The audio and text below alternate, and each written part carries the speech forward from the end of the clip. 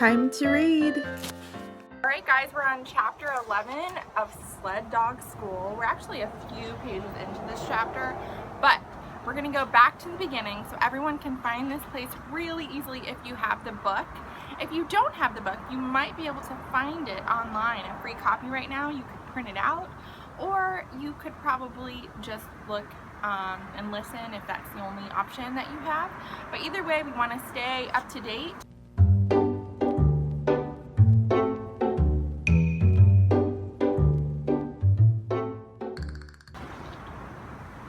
Now let's get started.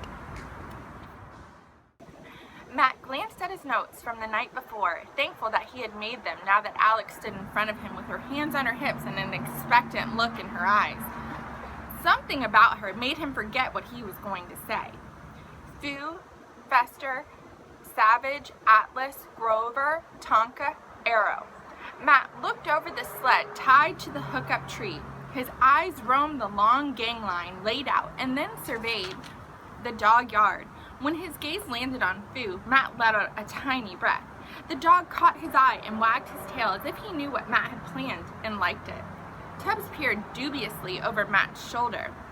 Thought we weren't taking more than 4. And why is there a big space there? He pointed to the empty spot on the sheet where no dog was listed.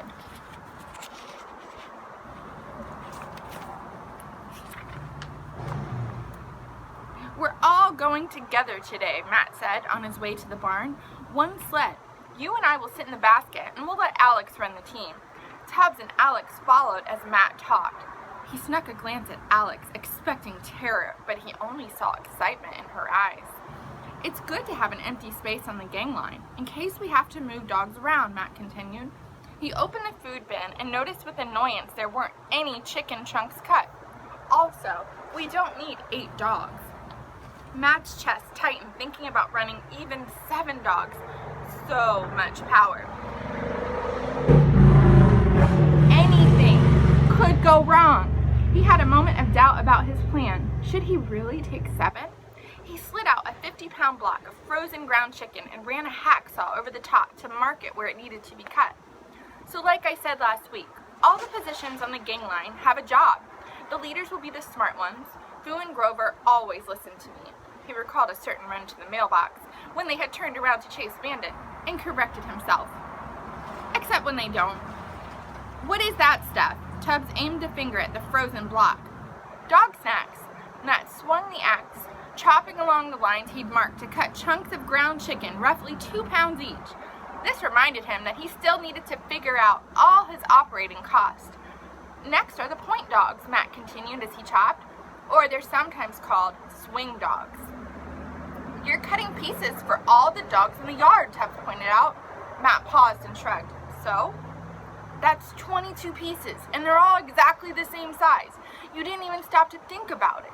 If I could do that, it would make me irrationally happy. Everything makes you irrationally happy.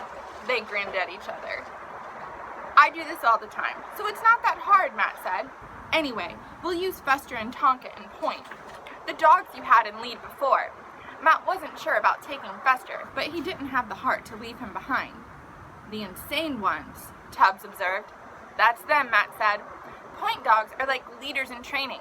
They watch the lead dogs and learn which way they're supposed to go when I shout, "Gee!" or "Ha!" Alex nodded, and to Matt's dismay, took notes on a little pad. What are you doing? Matt asked. She looked up. Trying to learn? I plan on becoming a musher at the end of these lessons. I'm going to train my collie at home. Of course she was. So am I! Tubbs did a little happy dance, his fascination with the frozen chicken forgotten. He wore coveralls, the new hems from where Matt's dad had shortened the length, hanging over his boots, and almost meeting the snow. Dad had decided to give him the set of coveralls last week, but Matt wasn't sure if his dad somehow knew about the cuff incident or if it was just a coincidence that he'd cut the pants to fit Tubbs. Matt stared at the cuffs for a moment as an idea hit him. Coveralls could be an operating expense. He just needed to find out how much they cost. He suddenly felt better about his next assignment report. Thank goodness for Tubbs and his cuffs. After the point dogs are the team dogs, Matt continued as he loaded up a burlap sack with 7 chicken snacks. Their only job is to pull. They're just happy to be there. Savage is in team position. Matt dumped the rest of the chunks into the storage bin.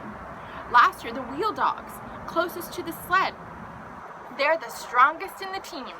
Atlas and Arrow are the muscle today. Matt stuffed the burlap sack into the sled bag. Okay, let's harness them and go. Hookup took several minutes, but finally they were ready. In the chaos of barking and screaming dogs, Matt approached his sister. You have to stay here, Lil. There's no room in the sled. Matt didn't want her getting hurt. The best place for her was at home. That's not fair, she wailed. We won't be long. You clean up the yard, and by the time you're done, we'll be back. Matt felt only a slight twinge of guilt as he prepared to leave her in the yard. There really wasn't room in the sled with Tubbs along. Tubbs wedged himself in the first on top of the chicken. Matt jumped in next. When he caught Alex's expression, he finally saw fear on her face as she stepped onto the runners and looked down the gang line at the long line of dogs leaping and frothing in front of her. Ready? Matt called to the dogs. Fu glanced over his shoulder at him, eyes sparking. Matt could almost hear Fu telling him he was ready and able to lead this long string of dogs. All right! The team whipped out of the yard so fast it captured Matt's full attention. This was a powerful team. Fu and Grover set a blistering pace. All the dogs galloped until Matt told Alex to step on the rubber drag. It forced the team to shift down to a trot. This is awesome! Alex's eyes shone. When they reached the fork in the trail, the path on the left would take them to the mailboxes. But today, they were going on a longer run. Gee! Matt called. He proudly watched his leader swerve to the right and fly down the trail without hesitation. Atlas started wobbling. When Matt saw his tail rise, he knew what would happen next. Tubbs! Matt yelled. Keep your mouth closed! What? Tubbs turned to Matt just as Atlas started to poop. With their speed, the nuggets bounced off the ground and launched toward the boys. Ah! Tubbs put both arms out in front of his face in horror. Then he must have realized that Matt's advice was wise because he clamped his mouth shut with a mitten. Matt had no time to respond as they whipped around a corner. The sled leaned precariously on one runner. And if you saw this little red marker, you guys know that this is a clue to one of our vocab words. So, I do have my packet here. You may or may not have your packets right now. If you have your packets, then just pause this video, go grab your packet, and get ready to write our sentence. If you don't have your packet yet, you can come back to this and either look up the word on your own or come back to the video and look it up later, okay? But make sure you're filling this out. They should have been sent with all of the supplies that you got from school. Now, let's take a look at the next word. It says precariously, in a way that is not steady. Page 99. So let's look back at the book for our sentence. The sled leaned precariously on one runner. Okay, let's take a moment and write that down.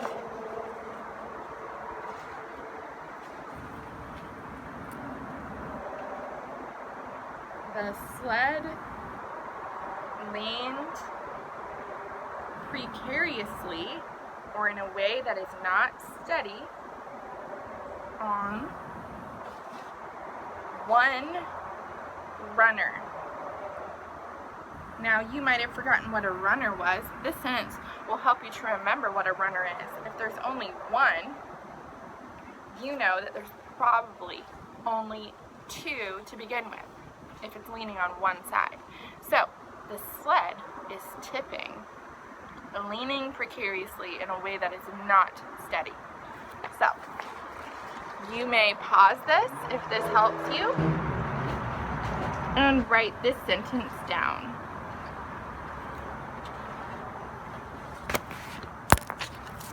And let's get back to reading.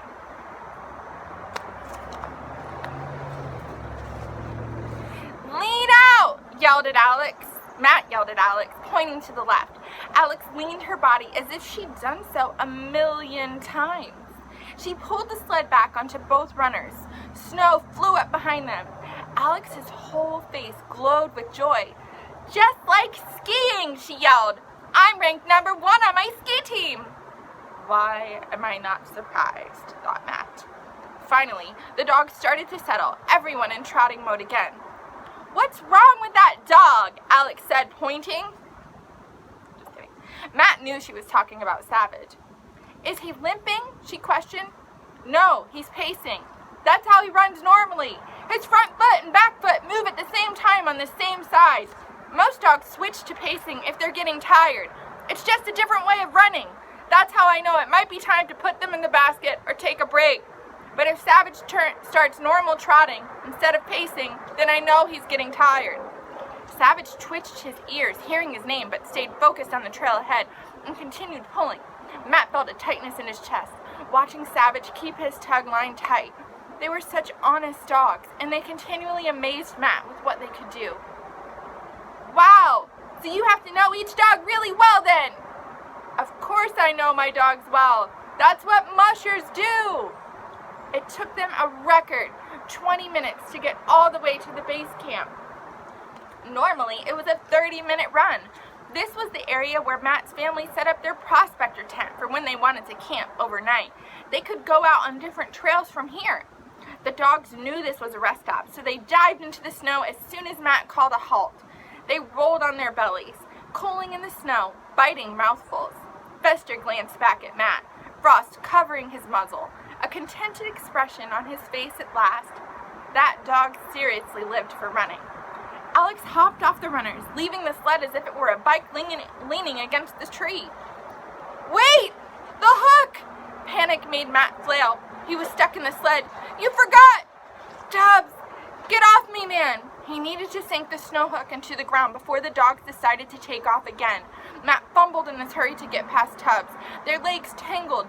Tubbs fell sideways onto Matt, and they both tumbled out of the sled in a heap.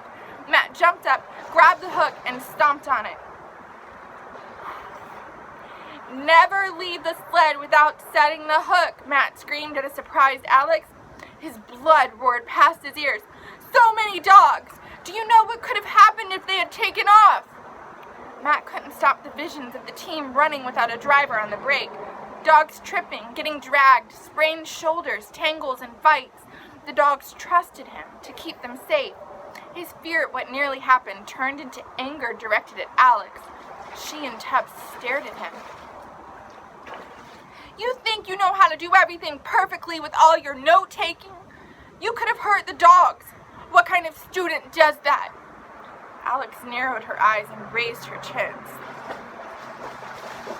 "I remember everything you've said to me, and you've certainly never said that before. Rule number 1, don't let go. But you never mentioned rule number 2 is to always set the hook." She poked a finger at him. "When students don't learn, it's the teacher's fault. Everyone knows that. There aren't any bad students, only bad teachers." Matt gaped at her with nostrils flared. His heart slipped as her words sank in. He was a bad student and a bad teacher. The moment was broken by the dogs. As one, they stopped rolling and turned to stare at the trail where it came out from the forest. Their ears perked forward. And that's when Bandit broke out of the trees. He flew toward them, tongue out, a satisfied expression on his face, as if he'd been tracking the team for a while and was proud that he'd found them. He was pulling an empty sled. When he spotted Matt, he grinned even wider. Matt threw out his arms to fend off the young dog as he leaped. "Bandit, what?" Matt suddenly realized what the empty sled meant. Dread hit him like a snowball. Lily. Well, that brings us to the end of chapter 11. Right when Lily is missing. So, let's take our last sentence and add it to our packet. Grab your pencil. We're on page 102. Like a snowball. Feel free to pause this if you need to and complete the writing.